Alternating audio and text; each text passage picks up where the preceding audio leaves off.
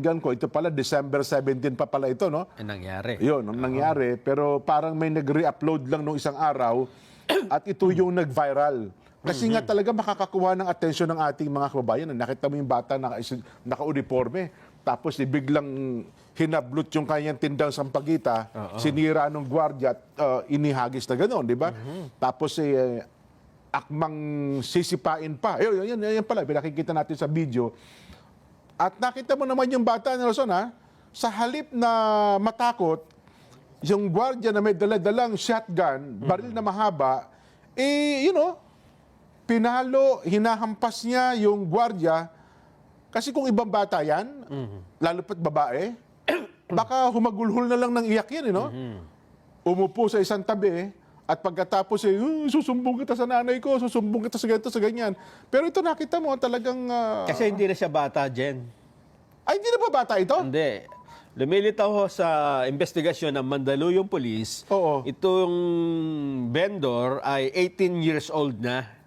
Pero, akala ko parang elementary eh. maliit. Oo. Ano ba ito? Kung titingnan mo, akala ko elementary pupil. Hindi, sa panahon ngayon, senior high school. Senior high school. So kung 18 years old, dapat ito college na ito. So medyo Yung late. senior high. Ganon. Kasi maring na late High din ang school. pag-aaral, di ba?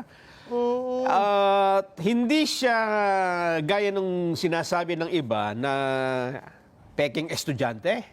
Kasi may naglabasan din gano'n, no? Sa iba't ibang social media sites. Naman, kung ano-anong iniisip ng mga tao, totoo talaga siyang estudyante. Estudyante talaga. At siya ay nag-aaral sa private school. Private school. Dito sa Quezon City ata yan, Sa ano? Mandaluyong. Siya siguro. Hindi, pero nakatira siya dito sa Pugad Lawin eh. Dito ba? Alam ko sa Pugad Lawin, Quezon City. Yung Mandaluyong Police ang nagsasabi nito. Ayun, ha? Mandaluyong Police. Oo. Bakit kamo sa private school kung nagtitinda lang ng sampagita? Oo nga naman.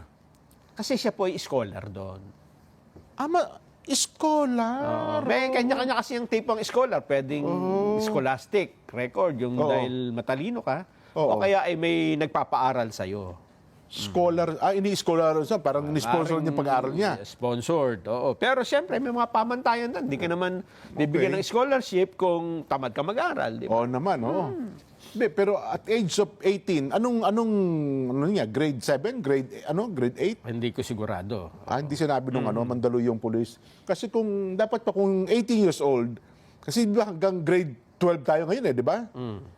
Ang katumbas dapat nun kung ilan, kung 18 years old, anong grade dapat? Grade 12? Grade 11? Ganon. Pwede. Senior high school. Senior high school pala ito. Meron, hindi ko lang natapos meron din isang interview sa kanya sa social media at yun nga, sinasabi niyang siya ay taga Pugad Lawin dito sa Quezon City. At yung kanyang nanay daw, nagtitinda naman ng prutas diyan sa may Muñoz Market. Di ba, alam mo yung Muñoz, andyan yung bentahan ng mga maraming prutas sa Quezon City. Nandun daw ata naman nagtitinda yung kanyang nanay. Pero sa investigasyon ng Mandaluyong PNP, ano talagang background ng batang babae? Yun lang nga binanggit. Well, so kung ating lalaliman nga, Nelson, anong social problem ang Kahirapan. kahirapan Kasi ba hindi ito? naman nag-aaral yung estudyante. Baka nga galing pa sa school yan Kung ang estudyante ay pagod na sa pag-aaral, uuwi na yan di ba? Pero ito ay nagtitinda pa ng sampagita dahil siyempre kulang ang kanilang ginabubuhay. Kung December 17 yan, Kadamihan ng tao. may pasok pa ba yan? May pasok pa eskwelahan nung 17? Wala na siguro. Hindi, ba't naka-uniforme pa siya? Hindi ko alam kung ba't naka-uniforme pa. December 17? Ano kailan ba? Baka meron pa, 17. December 17 na nakaraan. Tingnan natin yung kalendaryo. School calendar kasi tapos marami agad ang kumundi na doon sa gwardiya na talaga namang nagalit. Ako, speaking of gwardiya, para maging gwardiya ka, Nason, lalo pa nga doon sa ganyan mga kilalang mall, may mga requirements na hindi basta-basta training ang dinadaanan yan. Diba? At saka kung makikita mo yung gwardiya, yung clean ang pagiging gwardiya niya, at alam mo naman yung requirements ng pagiging gwardiya, ng isang kilalang mall na yan, Nelson. Hindi kanila basta kukunin gwardiya. Yung agency may problema dyan. Yun, yung agency nila. Pag kumuha ng ganyan na... Oho. Kasi sa akin, Jen, ay... Ako, personal kong opinion nito, no? Oo. Hindi kasi sapat yung yung... Hindi pantay yung laban, eh. Oo. Sabihin mo ng 18 years old dyan, pero babae pa rin, eh. Ayun na nga, Tsaka ayun na nga. sa laki ng katawan ng gwardya. Oho. Pag pinanood mo naman yung video, siya ang unang tingnan mo, ha? Yung tagpo na yun, ha? Yung Oo, tagpo na yun mismo. Siya yung una na may ginawang Parang pinapaalis niya eh. Tinataboy niya yung babae. Parang, oy, huwag ka magtinda rito. Ayaw umalis, nakaupo. Oo. Gumawa siya ng... Parang ang ginawa niya, hinablot niya yung... Yan, balis ka na. mo. Ganyan, pinapaalis Oh, niya. Yan, Oo. Yan. Tingnan Diba? natin kung sinong... Hindi, tapos na ito. Yung simula mo sa simula, yan. Ayun, kinuha yun. Hinablot niya. Bago yan. Mula sa simula. Naninipa pa, di ba? Yun nga yung ano doon. Siya Kinuha niya yung ano eh. una niyang kinuha dyan, yung hinablot niya yung pero Kasi di ba? parang pinaalis nga niya yung... sinipa pa. Oo. Una, Tapos meron siyang daladalang box eh. Parang bukod doon sa pagtitinda. tapos may baril ka pang ganyan, di ba? Oo. Kaya nga sa tagpong ito, kung itong ang ating pagbabatayan, Nelson, Sipa pa eh. talagang masasabi mong parang napakasama ng gwardiya, no? Hindi, ako talaga hindi pwedeng... Ganun ba? Kasi sabi mo bago pa nangyari yan, ang dami nang ginawa nung 18 years old. Sabi mo nang talaga araw-araw, ang kulit talaga, no?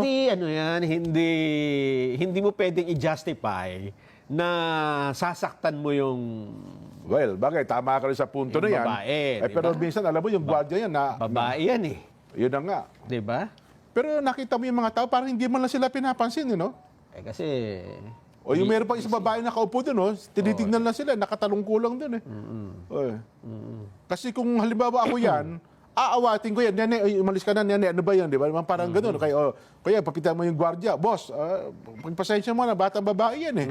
Di ba? Pero doon sa ano, Pero sa social media, maraming nagtatanggol dun sa gwardya, ha? may mga ganun. Pero ako naman, mauunawaan mo rin naman yung batang babae, ano ha, again, doon sa binabanggit mo nga, una, babae yan. Pangalawa, nakita mo naman, naka-uniforme ng pang-estudyante. Ikaw naman ay gwardiya, malaking katawan mo, tapos may hawak kang shotgun. At saka una dyan, Diba? nakaupo lang naman dun eh. Sabihin na natin, nagtitinda na sa pagita, Oho. di ba? Pwede mo namang, yan namang mga rules dyan sa ganyan. Hindi naman yan parang batas militar eh, di ba?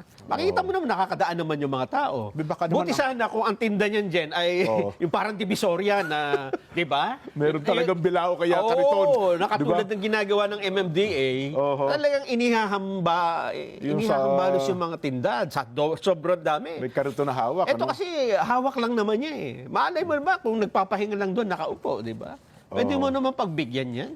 Yun na nga. Marami naghahanap doon sa gwardiya, pero wala na eh. Gagawin na lang yung security. Hindi, pero binan na ngayon ha. Binan nung mall. Itong pangalan niya ng gwardyang ito sa lahat ng negosyo na pag-aari at mga sister company nung naturang mall ay hindi na pwedeng tanggapin. Kumbaga blacklisted na siya sa pagiging gwardiya. Sana Wake up call din yan. wake up call, ano? At tulad dito sa ating studio, dyan may mga gwardiya tayo. Oo. Pero lahat magagalang, di ba? Ayun. Di ba? Ay, alam mo, sabi ko sa iyo, yung pagiging gwardiya, Nelson, mayroong training talaga yan, 6 months. Hindi lang yung physically training, kundi sa mentally, yung mental aspect nila, itinitrain din sila. Lalo ito, naka-front ka sa, sa mall. Frontliner. Yun, sa parking. Diyan talaga, medyo kailangan mo mahaba ang PC mo dyan.